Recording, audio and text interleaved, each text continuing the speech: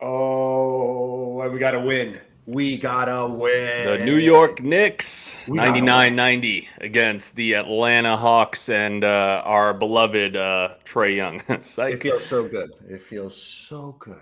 It does. Now We don't need to curse this man out. This warrants speaking and chanting loudly in the streets, I think, Knicks fans. If you're going to do it against Boston, you got to do it against Atlanta during the playoff win. New York Knicks, man, not a whole lot of bad things to talk about tonight. And considering who was out of the game, that might also be problematic too. But let's get it started. Let's go through the stat sheet tonight. Jay here, Far here. We got a couple other guys joining in the next few minutes, so do stay tuned for that. Jay, let's pull up the screen, man. Let's pull up the stat sheet.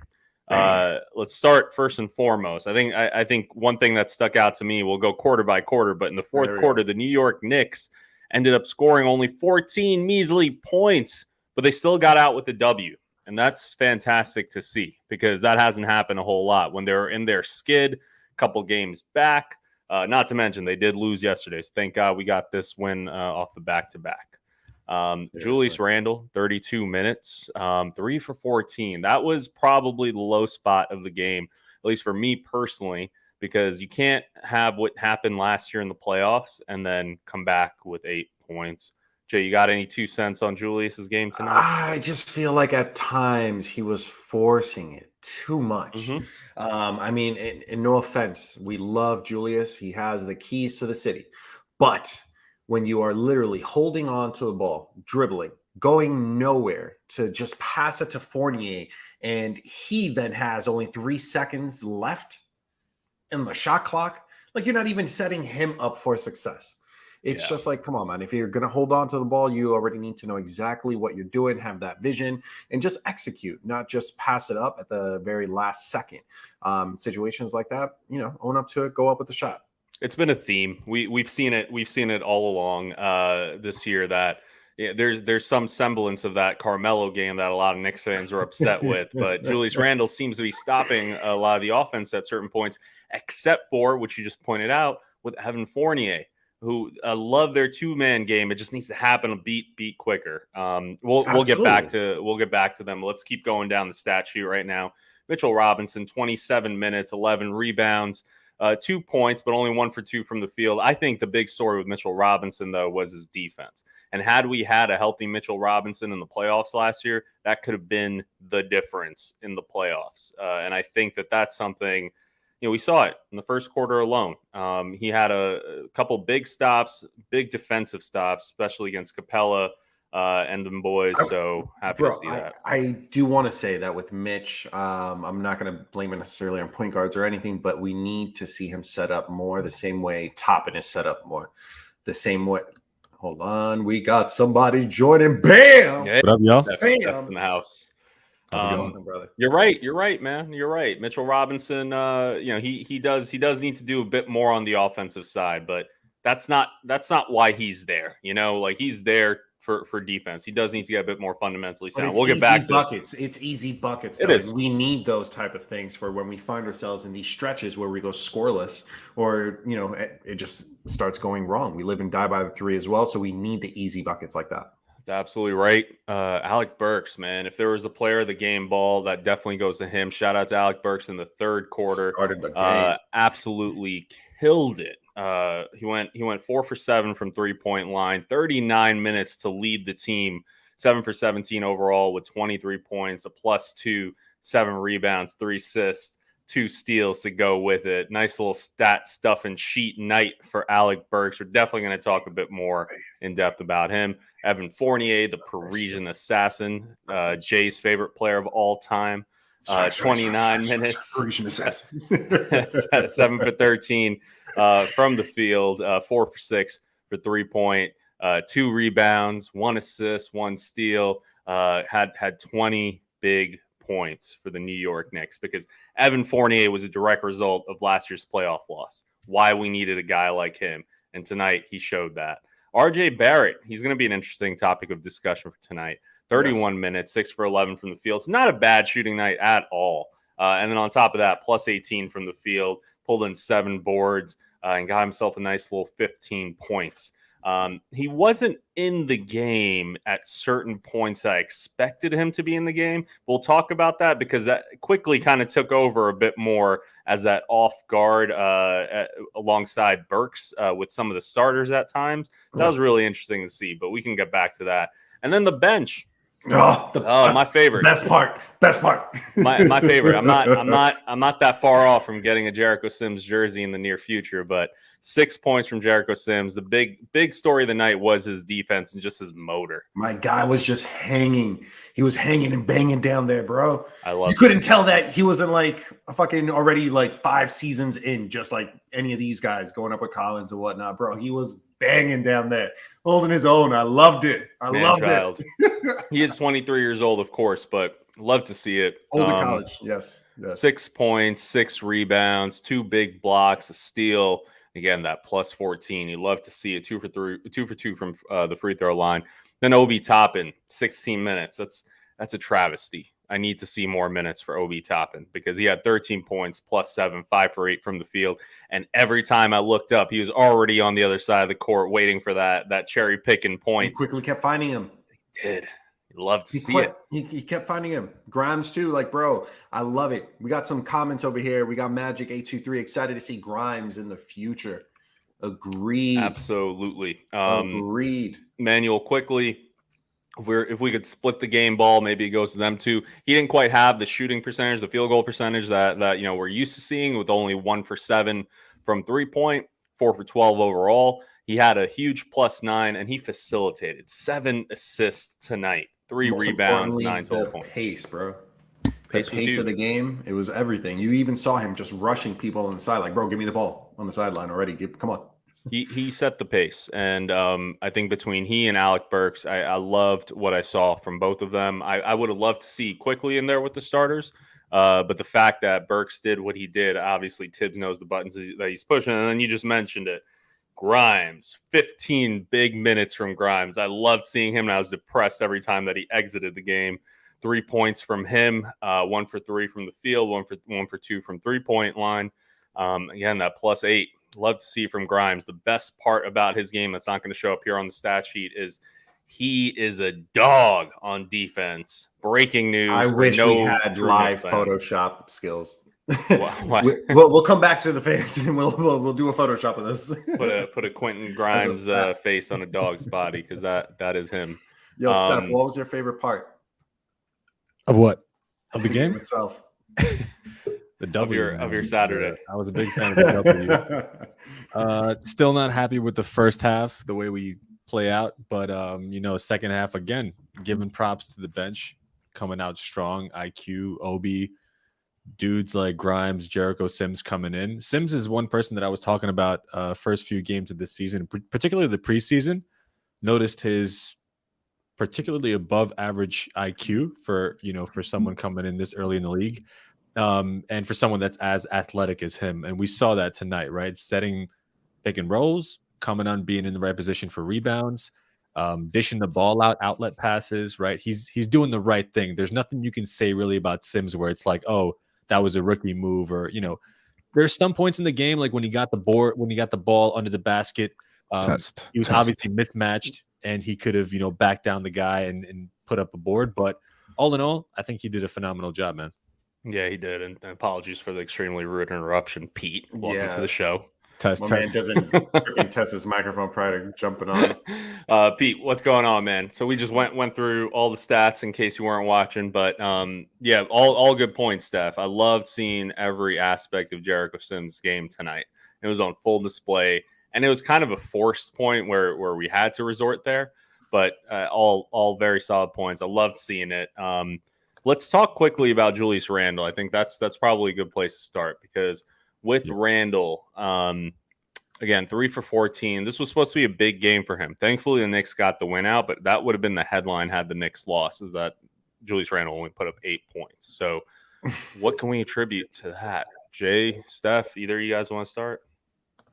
I said it earlier, man. I believe he's forcing the game too much. I know he's trying to be this point forward, but this is the reason why we have point guards, and we have people honestly pushing the pace even a little bit more, lean on that trust more. Again, I think we're just forcing it. Yeah. I think the system doesn't work well right now. We're seeing the ball kind of move from time to time. But again, as I've been saying every podcast, and I agree with you, Jay, the ball tends to stop in his hands and no one else moves around. And I started to think that it was maybe Randle who was kind of causing that awkward pressure. But I'm starting to realize that it's the people around him, right? Like, OB, IQ, we're usually running back doors, usually moving without the ball. But whenever Randle gets the ball, it's kind of like everyone stops to see what he's going to do.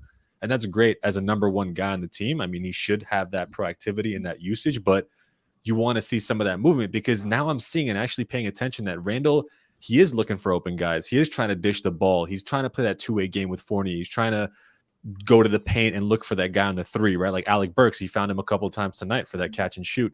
But it seems like when other players don't move, Randle's not a point guard, right? He can't now fully create his own shot. He still needs that extra work from his teammates. So yeah, with Randle, it's really interesting to see. Like he's still got that amazing motor and conditioning. So like, you're never going to see him slack off or anything like that. The offensive side, it's just I'm kind of confused right now. And you guys correct me if I'm wrong, but I don't know what is happening in terms of a play being run for Randle that like gives him something outside of that ISO like start backing up into the post and then do something type of move. I'm not really seeing any other plays run through Randle. And it could be just my naivety and how I'm looking at the game right now. But are you guys seeing anything on offense just run for Randle outside of that little post back in? Pete, you seen shit? Because I don't see shit. What you seeing? No. I got 2020, bro. I got 2020. That's exactly what I was paying attention to today and yesterday. Obviously, the end result was different. We got blown out yesterday, but we had a pretty big win today. But in both games, like you noticed today in the first half, Randle didn't have any field goals. Yeah. And then yesterday, when I was looking at it, like it was something about like 7 minutes left in the second quarter. By that point, like RJ only had 2 field goals. I think Randle only had 1, and players like Fournier, Robinson, Walker, Burks, even Grimes, and a bunch of other players had more field goal attempts at that point in the game than our star players. So something about the way the starters move the ball around doesn't get Randle very good looks to open the game up with, and that's very strange to me because obviously you saw tonight with some of the injuries, the way the lineups were staggered and they were a little bit different. And there seemed to be a lot more energy than what we're used to. You saw that, the commentators were talking about it and the hustle plays and all that. So it seemed a lot more fluid. But despite that, Randle still had not a lot of good field goal attempts. And I agree with you, Far. I think it's very binary. Either the team's moving the ball around and you're getting good looks and things are more fluid, or Randle gets it in the post position, and then that slows everyone down at that point. And I'm not going to put this all on Julius Randle because I think, like Steph had said, he does make a lot of attempts to pass out now, and when it works brilliantly. You get a lot of open shots. But in terms of running a play to get him the ball open while also involving the other guys in some kind of offense that if he gets stuck, there's like a backdoor cut, something like that happening. I'm not seeing that either. So that's very interesting to me. I don't know why that's the case. I don't want to say the ball stops with Randle anymore because I think that's too simplistic an analysis of the situation. I think just the offense stops when Randle gets the ball, and that's not entirely his fault. It just seems a lot less fluid. Maybe they defer to him, but they got to help him, I think, at the same time. You're absolutely right. One of the reasons I've been wanting to see Obi and Randle in the same lineup is because Obi cuts. He cuts better than anyone on this team right now, and Randle is capable of distributing the ball. We saw it last year. So if we could see some more of that, it's a very valid point. I don't want to simplify this and just be like the ball stops with Randle. It takes 5 guys to make this team work, but we're not seeing it from the other guys right now. It's kind of bizarre every single time the ball hits his hands. Right. I mean, you had the whole fucking Garden chanting MVP a few games ago. He deserves So it. Of course. All right. But I'm just our fans right now. We're New York fans. Even as a fan of the game, obviously, even some of his like work colleagues, they're gonna pass the ball. Like, bro, do your thing. Do what you. So that's Your the reason work why colleagues. I'm being semi-professional here. All right. So that's the story on Julius Randle, at least from our perspective right now. It's times like this, again, very happy that we got this massive win. We needed this. This was probably the Knicks' biggest win of the season thus far. But against a good team, and we saw it last game as well against Phoenix, that stuff isn't going to work. It's not going to fly. We need to have Julius Randle clicking for us if he's going to be our guy. Other guys aren't going to just be able to pick it up magically down the line. Let's talk about Burks real quick, because I'm seeing a few comments here. Burks, Burke and Bag from Frederick earlier on in the stream. Love that. Best win of the season from We Survived 100 People. Magic 823. Thanks for tuning in again. Excited to see Grimes in the future. All that good stuff. But let's talk about Alec Burks right now. So 7 for 17 from the field, 4 for 7 from 3-point line. Had a monster third quarter there to offset. Now, we've talked on this show plenty of times about the New York Knicks third quarter woes. Tonight, we didn't necessarily have those same woes because we outscored Atlanta 34-24 in the third. Big reason why is someone who's not a starter but started tonight, and that's Alec Burks. What do you guys make of this? Does this warrant more changes to the starting lineup, or do you think that it's let's keep our bench the strongest, one of the most strongest and deepest benches in the league? I mean, I gotta say, offensively, I think it totally makes sense. Right, Alec Burks, no questions about it. Third quarter, offensively, he's our guy. He's been pulling us out the gutter several times this season, particularly in the third quarter with big 3-point shots. Since last season. Right, yeah. But like the only thing that I'm worried about is you mentioned the Suns, right? It's like even when we're doing well offensively, where I can see really talented teams giving us a problem is on our transition defense. I noticed that that's what really good teams do in today's NBA. And I know we're trying to mimic that with the 3-point shots with Alec Burks and a lot of our go-to shooters, but it seems like no matter how much we could do offensively, the bottleneck always seems to be our transition defense or our defense against really good teams. Because that's what I'm thinking of. I'm like, always when I'm thinking of the best competition, it's going to be like the Warriors. It's going to be like the Suns, the really high transition teams that you have to be so on point for offensively and defensively to really make a run in and stop and play your own rhythm and pace instead of following theirs. So as much as I think offensively, we're doing really well, that's what's really worrying me. And can we just get to the comment real quick? Big Task at hand commented, I recommend hawk instead of turkey. Hog has much better flavor. Nick Pride. Shout out to you, Big Task at hand. Throwing that up real quick. No argument there. This is a great post-Thanksgiving meal. We might need to start protesting hawks over turkeys. Good point, Steph. Jay, any thoughts from your side on Burks? I don't know if it warrants like starting lineup changes. Great to see. I want to continue seeing it, but it just kills me that it forces injuries for Tibbs to then make changes and make these accommodations that I swear to God, when I was watching this game, and I hope my ego's not involved in this, all I was thinking is, wow, they're running like the Mago Nick Show play. Things we've been talking about this whole freaking time. Oh, I'm starting to see this player get so many minutes. Oh, we've only been saying this for how many shows now? So that's how I feel about it. They should watch us more. Yeah, 39 minutes from Burks. We haven't really seen that often. Yeah, that's wild. With that said, please go subscribe. Evan Fournier, the Parisian assassin. Jay, I'll let you start this one off. 7 for 13 from field goal. What can we say about Fournier? Look, he's streaky. To your point, I think he also needs to work a little bit better with Julius Randle. That pick and roll obviously works there. We got him for a reason. He's going to come even more in handy, I think, as the season goes along. He's going to show, in my opinion, I think, veteran plays when it comes in the playoffs. So right now, we just need to ride this out through the season. And again, he's going to be streaky and contribute to the team. Pete? Evan Fournier. Watch what you fucking say, Pete. Fournier. No, I mean, Evan, when he shoots like he did tonight, he does his job. But I feel like in some weird way, whatever his contributions for the night are, unless it's some crazy out of the, like 32 points. Yeah, exactly. I feel like it's all very forgettable in some weird way. And I don't really think of him when I think of big plays and that. So in a way, he's doing his job. But like you said, I would love to see more involvement with Randle. I would love to see him play more of that traditional kind of playmaker role and make things happen. I do see like he disappears for certain parts of the game.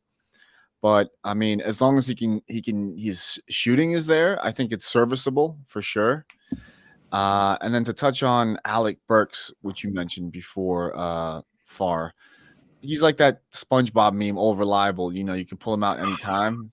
I'm not necessarily certain that, you know, in a long-term starting position, he can necessarily carry the load or integrate fully. You know, you'd have to see. But yeah, I think like Alec Burks is overachieving. I think Evan Fournier is underachieving right now. One, because of lack of consistency, but two, yeah, he gets his shots, but I need him more integrated into the offense. Like yesterday against the Suns, first half assists, it was like 15-6. The Suns were just like super fluid, and we were not. And, you know, he's a starter. We're also a borderline championship team. Absolutely. They made it to the finals, but like they are what we hope to be. Absolutely, and I think we should take from their attributes. It's like, what do good teams do consistently? And those assist numbers are always up. Point guard. Those assist numbers are always up, and you know, we gotta get. We there. had like 10 assists last night, something like that. It was disgusting, and they had like 27, 25. It was bad. And then if you look at, you know, our free throw numbers, it's bad. And I think all that changes when you move the ball. That improves both like Randle's touches, Evan Fournier's rhythm. That improves our fast break ability, gets guys involved, keeps people engaged on the defensive end because they're getting touches on the offensive end. Yeah. But yeah, I think Evan just needs to integrate more. But if he keeps shooting well, that'll be like that, like bare minimum that I think he brings to the table. Let us know in the comments. Do you think guys like Fournier and Burks are worth, you know, kind of reconsidering for the starting lineup both ways, one to the bench, one to the lineup, or should we just not touch it right now? Is it too soon to touch this lineup and team at this moment? RJ Barrett, 31 minutes played, 6 for 11 from the field, 15 points, 7 rebounds, and an assist to go with it. He had plus 18 though. What do you guys make of RJ Barrett's game tonight? For me, it's so hard to tell. There's so many ups and downs. If you look at the last 7 games, we've lost one and won one, and then lost one, won one, lost one, and won one. So it's been literally ups and downs. And the longest win streak we've had is 3 games at the start of the season. So for me, when you're thinking about like RJ Barrett's game, I think it's correlated with the way the Knicks have been playing. I mean, like when he's been performing well, when we had those 4 20-point games at the start of the season, we had a few wins in a row. But now when he's playing streaky, that's perfectly correlated with our wins and our losses, right? It just, he produces some nights, other players feed off of that. And then some nights we have the bench perform where he's not performing as well. So that pulls us out of the gutter. So it's hard to have enough of data on RJ to be like, oh, he's had an impact at this point in time, you know? So I don't know. I feel like he needs more offensive skills. Whether it's for sure dribbling, if not, give me a little bit more of like a Euro step, something of that nature. I feel like, no, I'm being serious, just a little bit more variety. Because what he has, like, it works often, but it's not going to work all the time. And especially by the time you get to the playoffs, like there's going to be so much game footage, people adapting, so on and so forth. So he's going to have to like add something on throughout the season. RJ. Sorry, Pete, do you want to chime in? No, I just real quick, RJ, although he's been inconsistent, I gotta praise his poise and his composure on the court. I don't think he really forces shots. Yep. Maybe that makes him timid at times, but I feel like in terms of his decision making and his IQ, I think that's definitely a high point as far as player attributes. So absolutely, at least you see that, like he's not making foolish turnovers. You know, some nights it's just going in, some nights it's not. And like you said, good skills, looks, finishing at the rim, working on his right hand. All like tangible things we can point to that he can work on, which is great. But you know, as far as like how he approaches the game every night, I'm proud of him. Yeah. No, I think across the board, sound like you fucking grew up with him. I'm so proud of him. Knicks fans across the board kind of see the growth. He was extremely young when he came into the league. He is still extremely young. At one point, the oldest players on our 5 men on the court was 23 years old and Jericho Sims. So like, and RJ was on the court with him. So RJ's got a lot to learn, and the poise and what he brings to the table, and someone who can go with these ups and downs and truly be built for that New York criticism, I think is really special in RJ. A game like tonight, obviously, he took it personally. I would have loved to see more activity from him on defense, specifically on Trae Young. Maybe that's just a pride point for me. But I couldn't agree with you guys more. I loved what I saw from RJ tonight. We need that consistency, but it's also understandable that consistency is going to take a little bit of time. Let's get to the bench. Jericho The best pot. Sims. The best Yeah, pot. no, this is what I've been waiting for. Jericho Sims, first and foremost. So, he was like my sleeper pick. He was the one that I was obsessed with going into summer league, after summer league, and then going. Hold on, though. What kind of obsessed? Like, was it like you obsessed or? No, I don't. What do you mean me obsessed? You. What do you mean me? I've never. What are you talking about? You. There's a show on you. Yeah. So Jericho Sims, I mean, we needed him tonight. We needed everything that he was able to do tonight, because he wasn't going up against nobodies. He was going up against John Collins and sorry, what's his You're name? almost there. You're almost there. Come on. What's his name? Clint Capella. Thank you.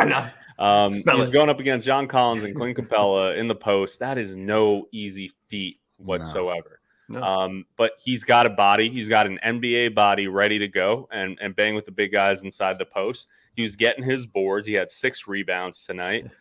They kept saying during the game, like facial wise, like how stoic he is. Like he doesn't show, and you wouldn't know if he's hyperventilating. Not at all. His facial expressions do not change whatsoever, and that's probably the most hilarious part out of everything here. Now, question for you guys is: how much do we build on this year? Once Taj comes back, once Noel is back, do we build on that? Does Jericho Sims see any playing time? What are we gonna do with that? If you guys were Tibbs, what are you thinking? I felt like what I saw tonight was perfect. I know I just stepped up, sorry, Pete. But what we saw tonight was literally perfect, where you saw that spurt of energy by having a lot of the young guys play, and it seems that they have tons of chemistry amongst each other. So that was truly great to see. Yeah, hell yeah. Now Jericho's awesome. It's good to see him get some quality minutes and actually contribute defensively on the boards and get some putbacks. But good things happen when we run. I feel like Jericho Sims in the same, in a half court set where no one's moving, wouldn't have looked as good. Mm-hmm. Same thing with Grimes. You saw Grimes out there with the, when we were running and stuff, looked much more fluid than when he was put in a situation with the starters where it wasn't as fluid. So definitely great to see these guys get minutes. I just wish they got minutes more routinely and not when people were injured and Tibbs's hand is forced. Yeah, I think just experiment in some in-game situations more where, a certain matchup calls for at least for a player to put in the Jericho Sims. You see a lot of NBA coaches do that in the last few seconds of a quarter or something where it's defensive to offensive switch ups. Just throw in some more guys in there. Grimes showed me some great stuff defensively tonight, but Jericho, I think, probably had his best game of the regular season that I've seen so far. He had some garbage time minutes here and there. Total. Exactly. But this is definitely the pinnacle. Exactly. So, limited sample size, but it's good to see that he looks pretty confident out there. And he held his own defensively. It looks like he likes to bang around the basket, and he doesn't shy away from contact and stuff. So for a young guy, if you've got that attitude, I feel like the sky's the limit. So keep at it, young buck. My one and only criticism of Sims right now is he doesn't set picks, and there's 0 contact initiated when he's setting picks. If he could get that pick and roll, in his repertoire, that's the old Porzingis factor. Yeah, exactly. Yeah. Back But it I up. mean, he definitely has that putback factor and all that. He's going to be easy for alley-oops the same way as Obi Toppin, as long as they communicate and whatnot. Yeah. Look, I think one of the reasons that the lineup was so effective when Obi was in the game and Sims was in the game, then you also had shooters around them like Quickly and Burks and Grimes, was you have so much space in the middle of that. And you could throw up alley-oops if you need to. You can dish the ball inside. You can dish it out for a three-pointer. I really like the makeup of that lineup, the skill set of that lineup. We'll see what Coach Tibbs wants to do on that. But long ways to go. Now let's talk about Obi Toppin. It's Ooh. popping. 5 for 8, 16 Obi-Wan. points. Obi-Wan. 5 for 8, 16 minutes played. And he had 13 points with a +7.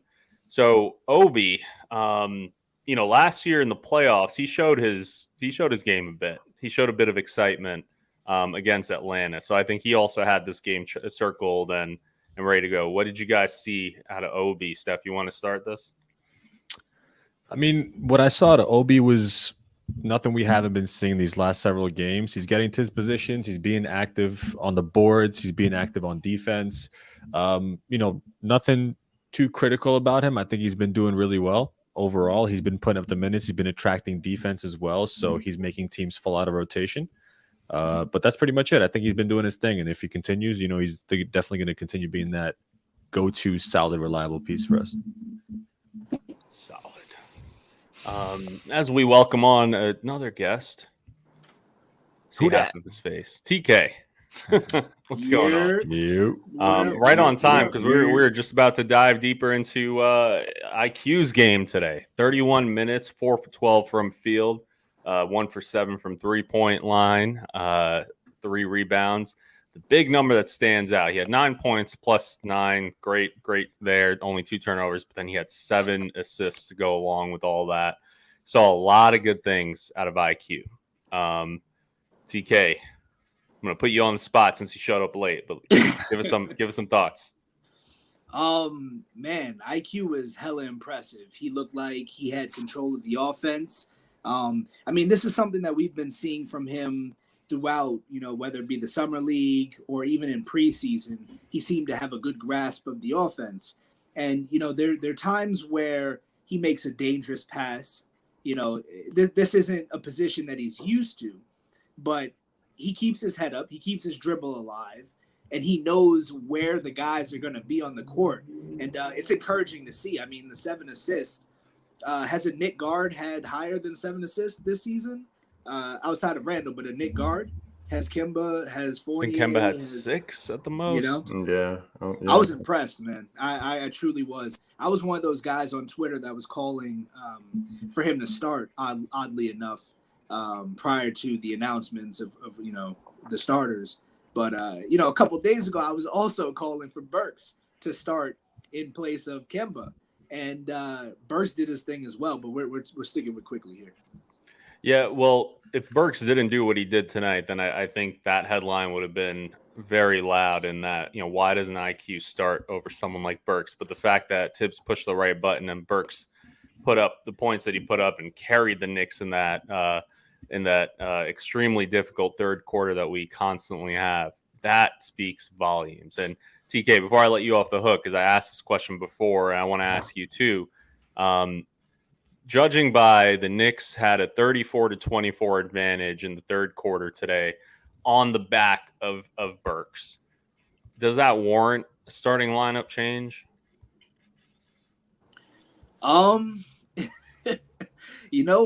It's certainly, I don't know about warrants one, but it certainly calls into question whether or not Burks is built for the starting lineup. Let's not, count out Fournier here. He did help start off some of those third quarter barrage of points. He did do his thing as well. I believe he finished with 20, and he had a pretty solid game. But as far as Burks goes, man, how much longer can you ride with Kemba in his current form? I don't think much longer. But Alan Hahn also proposed a great question for Tibbs, like, at what point is quickly going to graduate here? What more do we need to see from him to see him in the starting lineup? I think Burks is a career backup, and he's a hell of a role player. But I don't think he's fair. Long term in the starting.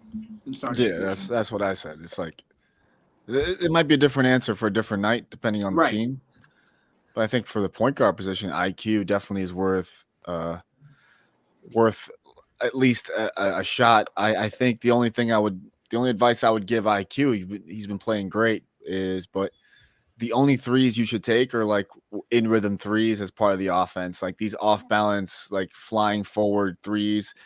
I think they're just a symptom of his like insane energy bringing the ball up the court. If it wasn't for him I don't know if we'd have any fast breaks this season at all. Yeah, So you're right. I give him a lot of credit for.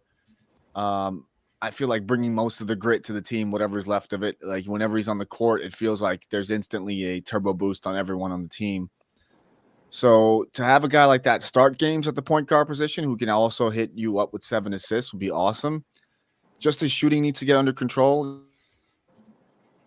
Parking break in certain situations, but maybe that comes with playing time in a starting role, with some of the starters where like he'd have to defer more. And so maybe those strengths would come out more. But yeah, I think he's earned it. But like, what do you do with D Rose then? You keep him on the bench still coming in for I think that's the IQ? easy answer. D Rose you keep on the bench, but it's Kemba. That's the hard answer. And I don't see Kemba moving out of that starting lineup. So unfortunately there's no graduating for IQ this year unless injuries come into play or if Kemba plays that horrifically bad. I think that's a big mistake. Which is possible. But I think it's going to be inevitable, though. I feel like we can't expect him to be playing a starting position consistently the entire season. So it's weird. It's like, do we accept the awkward in and out of Kemba, replace him with IQ, or do we, like, what do we do there? Well, I don't know. Ask Boston. Hey, Boston. Well, on the post game, got rid of him, so there's your answer. Tibbs was asked about, going forward when guys return and they're healthy, will he make any adjustments? And he said, right now, anything and everything is on the table. So I think, truthfully, now is the time to make the move. Kemba's banged up a little. Now you can kind of finesse it in, where maybe we want to give Kemba a couple more days of rest. We got a tough schedule coming up. We got the Nets. We have the Bulls again. And I'm missing another team here, but I know it's a tough – and the Nuggets. So those are 3 tough teams, and I think now would be the time to not, fuck around and let Kemba sit and let IQ or Burks or whoever you feel comfortable in that starting lineup. But I think now is the time to make a move. Yeah. I'm so concerned about our point guard and center position because there's a lot of like talented guys at those positions, but I don't think there's any one that you could say like this guy needs to start 100% all season long. And that might get us into trouble if we're constantly trying to adapt and change guys. Like IQ should be point guard now or Kemba or this. And then at the center position, Mitch should start except when like maybe Nerlens Noel is healthy, but what if he's not, then it's Mitch, but then Taj Gibson needs his minutes too. So it's kind of like that lack of sureness at those 2 positions could hurt us long term. So the quicker we get to a resolution at those 2 positions, I think the smoother the season goes. And if that means IQ, then let's do it. But yeah, the Kemba situation, I gotta agree with Steph. Like, are we building around a team based on Kemba? If not, then we got to find a resolution to that. So what are we doing here? The sooner the better. Whatever that fix is. So if that'll be a true test for Tibbs and the front office here, to think about like who are we really building around here? You're not jumping out of your boots to give Julius that 5-year contract, even though I think he's done everything to potentially earn it. I don't know about how much, but in terms of long-term plan, Julius could add a ton of value to the Knicks, but we don't know that. It's not guaranteed right now. Is IQ truly an NBA starting point guard? There's a whole lot of question marks there too. He's definitely taken some good steps in that direction, but we don't know for sure. RJ Barrett, very solid player. I think we all understand his trajectory, but we don't quite know. Is it like that perennial all-star trajectory or just like very solid, third scorer, effective player on a really good team type of player? So tons of questions, but it's going to be interesting to see what direction the Knicks brass goes in to address all that. Yeah. Agreed. It's very interesting. Like obviously Randle's our main guy, but outside of that, it just seems like you got to start making some decisions toward a path. And you're right. Do you guys think the organization is planning it? Like, what do you think their roadmap is? Like, what's the idea for the future of the team? Let's talk about the young guys. Probably a good place to start because you have a quote unquote core. Barrett is a lock. You got Sims, you got Quickly, you got Toppin, Grimes, and you got McBride, who hasn't gotten playing time but could be effective down the line. And then you've got a couple folks signed to a few years, like Derrick Rose, like Burks. I think the That's- roadmap is more with the executive office. And it's truly the fact that I think they're going to truly be strategic in terms of whether it's drafting, trading, anything of that nature. I think when a few seasons ago we mentioned when the former Cavaliers finance person like came over to our squad to, again, make master trades and make sure that we stayed within budget. I think the fact that we have Brock executive... Allers. Thank you, T. I think the fact that we have individuals such as these, anyone is expendable on the team for the right deal or the right scenario put forward if we're going to have a good pick or anything of that nature as well. I'm a prisoner in the moment. I agree with you, Jay. That's down the line. But as of right now, if I'm Tibbs, I'm trying to win games. I'm trying to capitalize on what we have. And I think tonight we found out, a little something that works. It's a small sample size, but that lineup with Quigley, RJ, Obi, Sims, and Grimes. Did I mention Grimes? Yeah, Grimes, where the oldest guy is 23 and Sims. I mean, that lineup was working. Those boys were getting up and down. They were aggressive defensively, and that's the thing. When we talk about rookies, they tend to make a lot of mistakes. Those group of guys, they're seasoned. I know they came out of college, but these guys were, seniors, and they played a lot of games, collegiate games. So they're a little more seasoned than the prototypical one and done player that you might draft. Those kids out there, they looked good. Grimes was calling out switches. He was rotating well. RJ even looked a little more comfortable with those guys. I know he didn't have a big night, but he looked comfortable. Mm-hmm. And there were points in the game where it was either him or Quigley, taking turns handling the ball. RJ felt comfortable enough to get it set up. He was attacking the basket. He even hit a big three at one point. Sims looked great. I mean, he was putting a body on everybody. Try saying that 3 times as fast. He was grabbing boards. He was blocking shots. I love his movement on defense. He's got great feet. And, Sims, Grimes is another dude. Quickly looked more mature in that role. And Obi, what can you say about Obi, man? He's been a consummate pro. He needs more minutes. He needs more minutes. Bro, he's been a human highlight reel. This guy beats his man down court every single possession.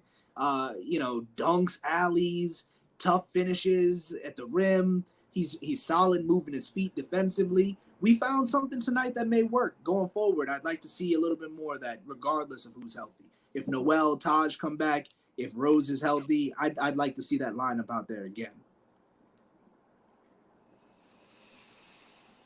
I want to see it. See it all the time. I agree, but not like 100% super excited about them being like a long-term solution because I think... Bro, if there was any long-term solution, what about a group of rookies that look great playing together? Talk about long-term solution or potential. No, I get it. Give me a negative on this, Pete. Don't bring pessimistic Pete back. I give you a negative. I mean, there's no negative really if there's just not enough information for me to make that assessment to be like, like hockey lineup, just switch out the starters with this group. I think it's no secret this season that the bench has played with a lot more fluidity and cohesiveness than the starters. So have we warranted some lineup experimentation? 100%. I just wish we were like at least had a strength like defensively so we could fall back on that and then say, okay, offensively we could try this stuff. But I think at this point in the season, we're struggling in both areas. And it kind of puts me into that traditional Knicks corner of thinking about personnel and this, that, and the third. And I don't want to think about personnel. I want to think about basketball. So I guess the one positive there is that the bench definitely keeps me thinking about basketball, which is like, it's like that depth. That's one thing we do have is depth. If we don't like have a fluid offense and defense right now, is that we have a depth. Do those two halves of our team play perfectly cohesively yet? No. But yeah, I'm not like, I'm not like, I don't feel this panic where like, we got to try this, we got to try that. I'm kind of like, yeah, I see some good stuff. I see some not so good stuff. But I'm almost at this point. I'm like, let me let the season play out a little bit longer and see what happens. But the fact that we have you know, depth makes me think, let's try all these different things, because I not don't many disagree. teams have this luxury. I don't Definitely. disagree. And come on, and when you say depth, come on, give me more. Like, again, the fact that you can literally interchange within all of these roles, all of these positions. Why not? I mean, We Pete, we're can- 20 games in. We're a quarter of the season in, damn near. Yeah. At what point would you feel comfortable like switching things up? Right now, because it's not working. What the starters are doing Oh, is I not think you working. said you weren't comfortable. No, I'm totally comfortable. I'm Oh, saying okay, like our gotcha. depth is one of our strengths, right? Our offense right now is like staggered between the bench and the starter. But it's just not Last something you year- could rely on, like for like throughout the playoffs, right? I feel like that could be potential wall. right. We got a comment here. 100%. Magic 823 asking a question: would Kemba do better if he pushed the pace more? I think even he would like to push the pace more, but I think it's a physiological Oh! challenge. Oh! I mean, it's true. If you're injury prone, if That's you've the gone sound he through makes when he injuries, tries I to don't push think you the can pace. push yourself. I mean, D Rose is the prime example of someone who totally evolved his game to be almost, I don't want to say it, but injury proof, right? I mean, my man Yeah, went I don't know from about being injury proof. Yeah. I don't want to jinx it, but I'm just saying he totally Injury evolved proof his as the game. guy's missed his third straight game. Nah, but it takes, but you know what you're going to get from D Rose. Like when he comes back, he'll drop 18 and 20 for sure. Like he'll put that on the scoreboard 100%. But not a lot of players can do that, and I think that's so underrated for someone like D Rose. Like I don't think Kemba. Maybe I'm speaking too soon, or maybe I'm wrong, but it takes a lot for a player to be able to adapt to that type of stuff, right? And if going from an athletic player who you're all known for just being that to someone who can just produce off of fundamentals, you know? Yeah. Well, I think it'll behoove of Kemba to push the pace in whatever limited role that he's in, whether he's getting 15 to 20 minutes a night. I think in those 15 to 20, he should look to push the pace because that offensive unit is slow. We're one of the last units in pace of play. Who would he push the ball to? You saw okay, good question because you saw IQ tonight. Yeah, he was IQ pushing the ball everybody. regardless of who ran with him. It was he pissing getting him up off. He was like asking on the bro, to give come me the on, ball. let's go.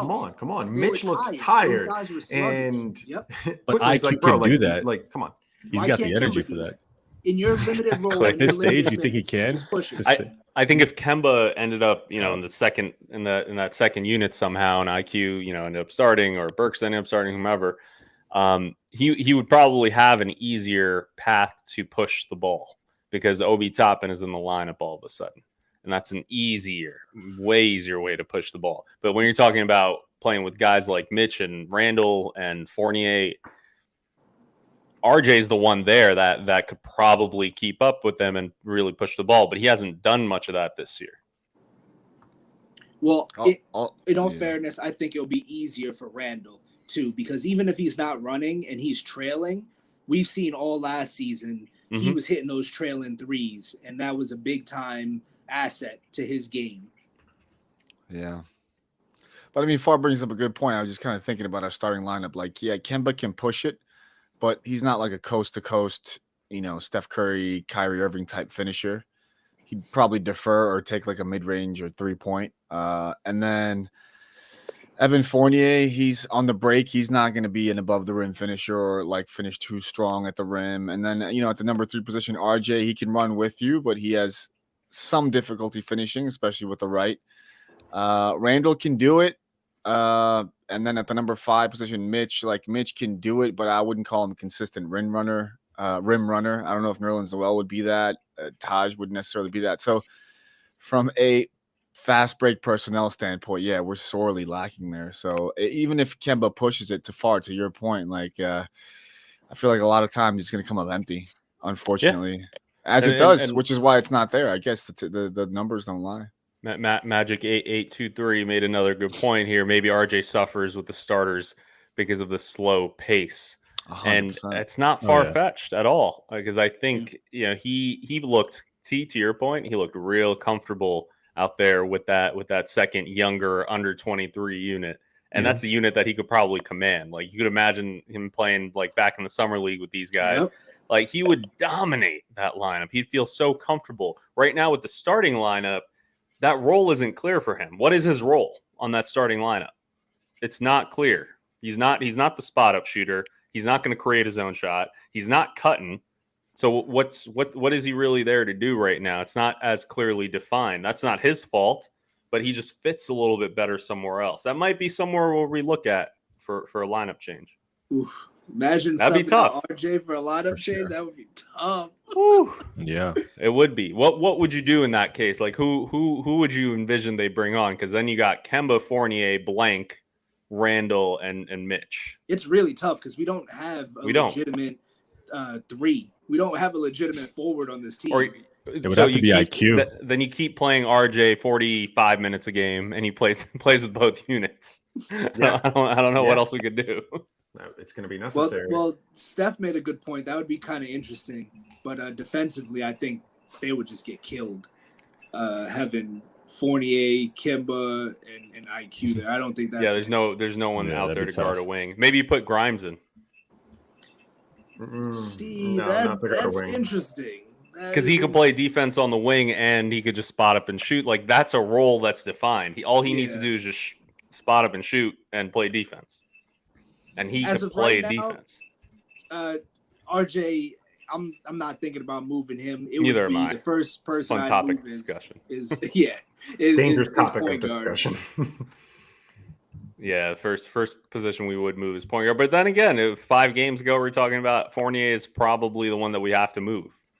And now it's not looking like that's necessarily the case. He's not out of the woodwork yet. Well, but he's I hit. feel like there's even He's hitting fewer his shots. options to that position. I feel like yeah. that's why. Just like leave that, settle the point guard thing. The point guard is always a big one to fix because that kind of trickles down to a lot of the other players. Like, Yeah. you know what I mean? That can fix. Oh, it like, does? 4 other The guys. guy who holds the ball in his hand. for the guy who playoff holds his time. balls definitely. Yeah, well, you can That's the argue guy you that like want. the second half, like, well, I mean, Alec Burks IQ, right? It's like Mhm. that's, and even Obi Toppin. I don't think Obi Toppin will be able to produce as much without a legitimate point guard on the floor, like IQ. Yeah, no, He's able he's to getting it open it from up for him. Rose, and he's getting a lot from IQ. Oh yeah, I'd be very curious to see how he performs with Kemba. yeah. It'd be interesting. It's a little New York connection there. Yeah, but I was really happy to see that, you know, even if our number one man isn't performing as well as he usually is with 8 points, unfortunately tonight, but we're still able to pull out a win. Like that was quite impressive to me. You know what I mean? Huge. I agree with you. My pessimistic side is that the Hawks hadn't seen like 3-4 of these guys. Yeah. And so naturally we're going to catch them by surprise. Like these regular season wins, as big as tonight's was, we were what 4-0, 3-0 last year against the Hawks in the regular season. Yeah. Yeah, I think And we got washed Yeah. in the playoffs. So I can't say that like But that was also like Trae Young's coming out party too. I don't care, Yeah. man. That was Playoffs that are was playoffs. That was a little dance. Well, playoffs, They did. game slows down. It's more of a half court set, and then the Knicks offense becomes like what you see when Randle gets the ball. No one moves around just by virtue of the pressure of the playoffs. So, it's going to be more of that. So if we can't move the ball in a half court set, we're going to be in the same problem again. You know what I mean? Things are just more fluid now in the regular season. So. Yeah, I don't think we solved the issue from the playoffs last year. I think this is just the regular season, and it's different now. But All right, next game for the New York Knicks against who are we playing? The Bulls, right? out of state team. the Bulls, No, The Nets. yeah, the out of state team. Like I said, The Brooklyn Nets. no, the New Jersey Nets are going to be up against the Tuesday. New York Knicks. They lost And, tonight, by the way. Good. Who'd they lose to? The Suns. 16 Harden got win streak. booed. Jeez, Yeah. man. Booed at I wonder how Brooklyn. James at New feel. Jersey, sorry. I bet you he wishes that a good strip club was nearby. Oh man, that's Sure, he'll be fine. That's Yeah. He ain't going So to the they'll wings. be in Brooklyn. It'll be a nice home crowd for the New York Knicks. That'll be fun. You know, it. Games on TNT. It'll be a big one. What are your guys' thoughts, predictions, projections across the board? Oh, and another quick stat: Magic 823, 7-0 when Fournier scores 15 or more points. He seems to be the X factor there, and it's no shock Makes either. sense. That's why we signed No him. shock. Yep. All right, back to Brooklyn. Long Island. Thoughts? That's their G League team, the Long Island Nets. What's their injury report? Everyone playing except for Kyrie. Right, Durant's Kyrie playing. Irving's out. Is he still waiting for the decision from the governor? He's still waiting for Eric Adams to Great. use his connects. I Cute. decided to take my talents to Long Beach. To Long Island. To Long Island. All right, Long Beach is in Long Island too. That is true. Yeah. I do think that the Knicks have a really good shot to win this game. I think they'll be pumped up. I think it'll be a home crowd for the Knicks in Brooklyn. What will be interesting is Rose going to miss another game? I mean, he has a couple days off from now until Tuesday to heal. So it's quite possible he'll play again. Where are we with Noel? Where are we with Taj? Kimba will be back, obviously. So I don't know.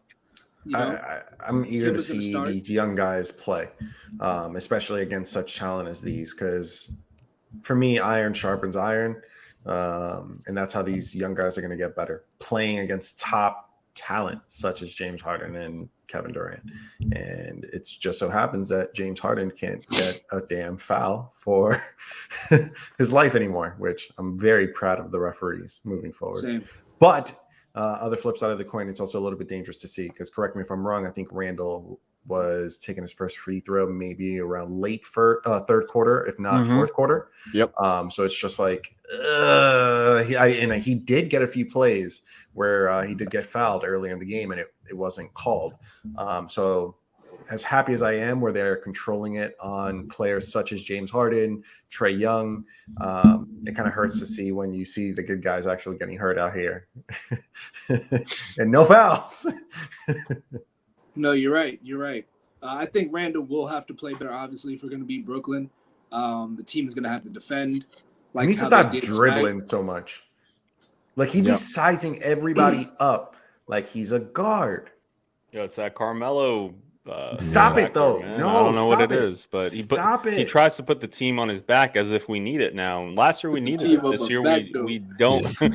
This year we don't need it as much. I see Randall this season, especially being successful when it's least expected of him. And before you know it, he's having a good game, he's in rhythm, and then he'll do like a nasty pass, and then it's like the fucking Randall of old. But when he's forcing it, when he's already holding on to the ball and he's already doing isolation, again, do not hold on to the ball for 20 seconds and then pass it to Evan Fournier with 3 seconds left and then not set him up for success. That's happened a lot. The Stop amount, it. I Yo, think- Jay, you're so right about that. Like how when he scores, it almost seems like it's well, how did you word it? It was perfect.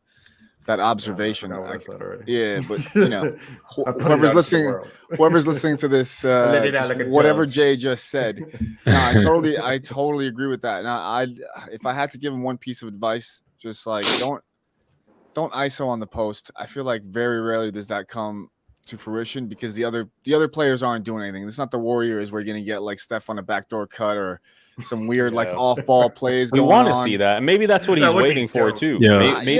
Maybe he keeps doing that because he's like, So, you guys gotta learn how to cut. That's Right. what you were doing last year. until either Tibbs got to tell him to cut or that he's got to take that out of his repertoire. I feel like he has more luck when he actually ISOs like a guard at the 3 or whatever, because then he can kind of drive, and then that momentum kind of keeps him in a rhythm for a jump shot, or it opens up a better pass. Whereas opposed to like when he's dribbling on the post, everyone settles into their defensive positions, and then who are you going to pass out to? It's like you've given the defense all the time in the world to cover.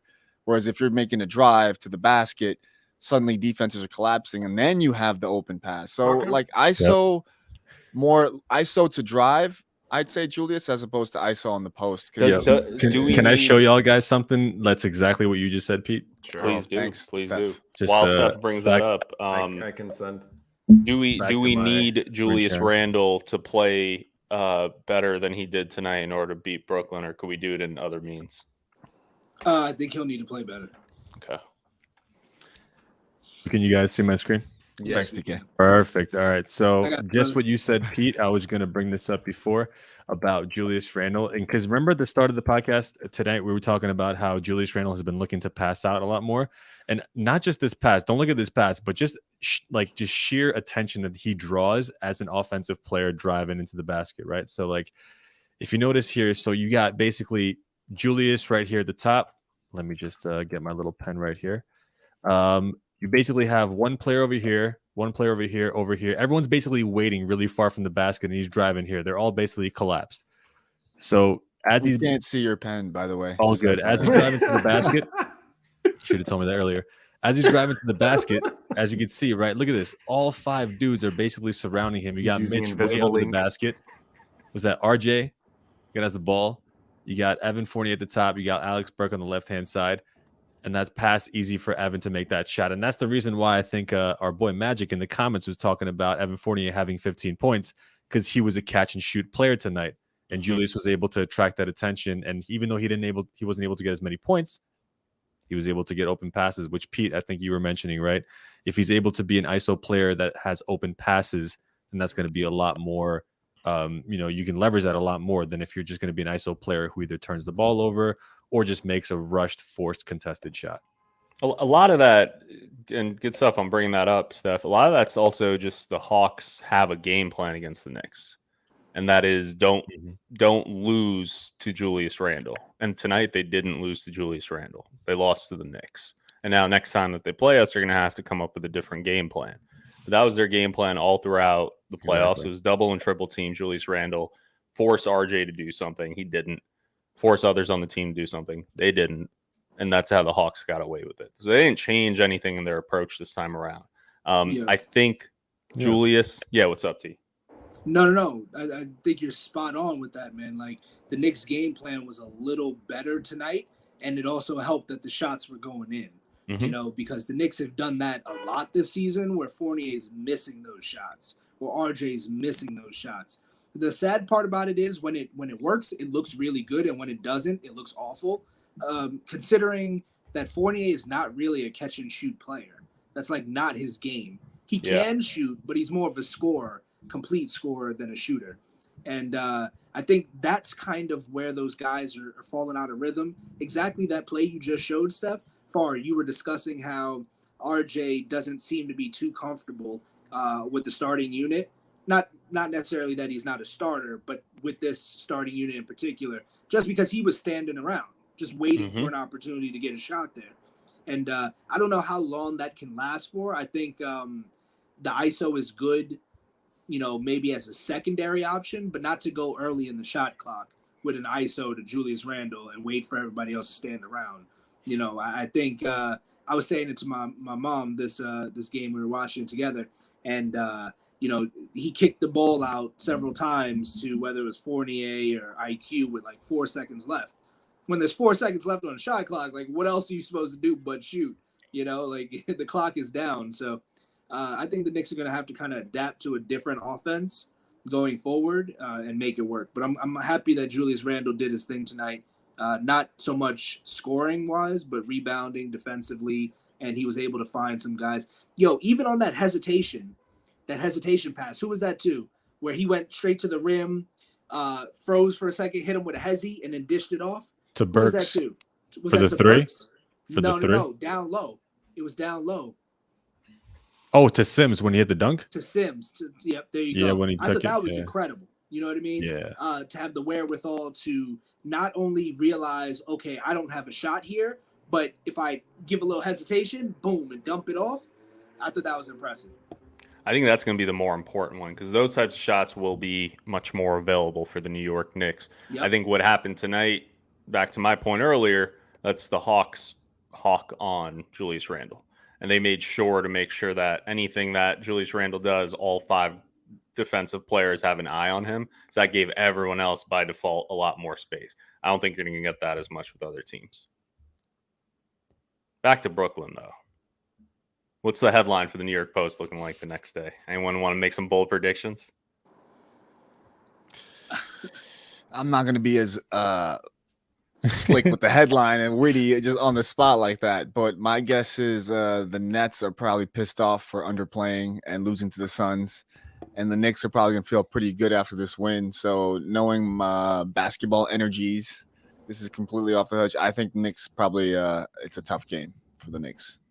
So they lose this one. Tough game. No, tough game, but it's a win. And I'm going to say for headline, the fact that we're going to score 99 again and make the Jay-Z 99 problems. Reference. Nice. I'll predict You're a welcome. big Randle game. He's been quiet for the last few games. I think I predict a big game for him. I No, think stop he putting probably- pressure on the guy. Just said that he should stop doing so much. And you're like, go do more. No, Go, Randall. He's gonna do the exact same amount, but the numbers are gonna be better at the end of the game. The That's what output I'm saying. is just larger than tonight. TK, Steph, you guys want to make any bold predictions? I think the Knicks win in a tough, gritty fight, and the headline will be Knicks win at home. Brooklyn is still in New York. No, I totally Sucks, agree with sucks. TK. No, that's gonna be it, baby. We got to win. It's gonna be a hard win, but we win one at home. Knicks That's get it. the home win. Knicks get the home crowd on their side for this big win. That's funny. I'm gonna say it'll be a rough one for the Nets, but not as quite as rough as Katie's ankles. Too Low soon. blow, too soon. Soon, Yo, man. that Actually, shit it's is right on time. gross. Can somebody pull that up? Hold on. Give me a sec. I'm going to pull that up. That shit is gross. Kevin I thought that was like Durant another and pant layer he was wearing, like some Me weird too. pattern. I was like, "Where's his skin?" Yo, if anybody's a reptilian, it's proven that Kevin Durant. Snake skin. It does look like snakeskin. Nah, but you know what? We've all had. I shouldn't say we've all had, but a lot of people have dry skin like that. You just, a lot Not of like races. that. just Sure, can't yo, see that it. that That's New not York like that That's New like York psoriasis. winter, man. That's not skin anymore. Yeah, fine. Yeah, He said he was about to pull out the mercher than y'all line. Well, That's cool, brother, but so you could That makes it I'm not worse. some asking Vaseline. you That are makes it either. worse. You're rich and have skin like that. That's worse. Tell us you're broke, then at least we'll be like, oh, okay. My response to KD would be like, yeah, you richer than me? Bet. Meet me out front of catch at 7 a.m., motherfucker. Square up. Maybe Mike out front of Rappaport. Sephora, 7 a.m., motherfucker. Damn. outside Sephora. I mean, Herald Get Square. you a new I'll skin meet you there. routine, baby. Meet me outside Dwayne Reed. The lotion, bitch. Yeah, that's where I actually The get my motion. 24/7 one.